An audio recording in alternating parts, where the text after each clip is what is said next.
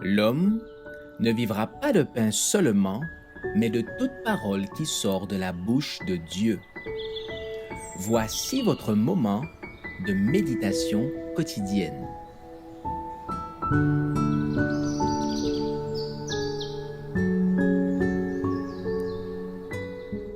Avec Dieu chaque jour.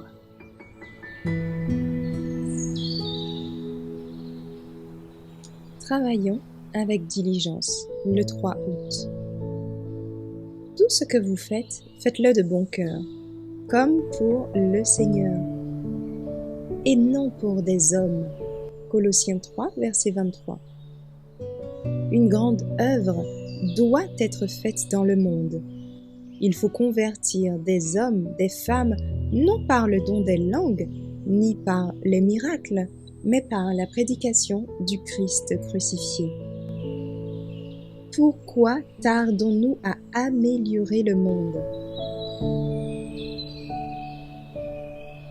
Pourquoi attendons-nous qu'un événement merveilleux se produise, qu'un matériel coûteux nous soit fourni? Quelles que soient nos occupations, que nous travaillions dans un magasin, dans une ferme ou dans un bureau, nous devons nous efforcer de sauver des âmes.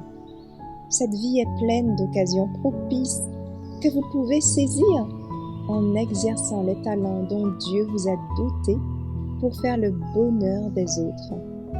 Et par contre-coup, le vôtre. Et cela sans penser à vous. Les circonstances ordinaires se sont révélées comme de vraies bénédictions pour celui qui agit selon les principes et qui a pris l'habitude de faire le bien parce que c'est le bien. Cherchez à obtenir la perfection du caractère et que tout ce que vous faites, que ce soit vu et apprécié par les yeux humains ou non, soit fait en considérant seulement la gloire de Dieu, parce que vous appartenez au Sauveur et qu'il vous a racheté au prix de sa propre vie. Soyez fidèles dans les petites choses comme dans les grandes. Apprenez à dire la vérité, à représenter en tout temps la vérité. Soumettez entièrement vos cœurs à Dieu. Si vous êtes dirigés par sa grâce, vous accomplirez d'infimes actes de bonté. Vous vous chargerez des devoirs qui sont près de vous. Et vous emplirez votre vie et votre caractère de tout le soleil possible, en répandant sur le sentier de la vie les dons de l'amour et de la bénédiction. Vos œuvres auront une portée éternelle. Le travail que vous aurez accompli au cours de votre vie sera vu dans le ciel, et il subsistera éternellement parce qu'il est précieux aux yeux de Dieu. Rappelez-vous que ce qui vaut la peine d'être fait vaut la peine d'être bien fait.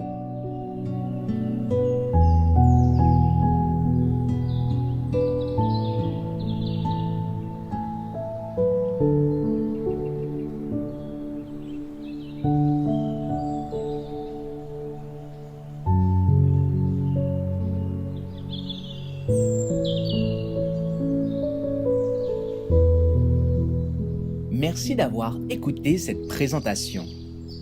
Assurez-vous de nous rejoindre demain pour votre moment de méditation quotidienne avec lereste.org.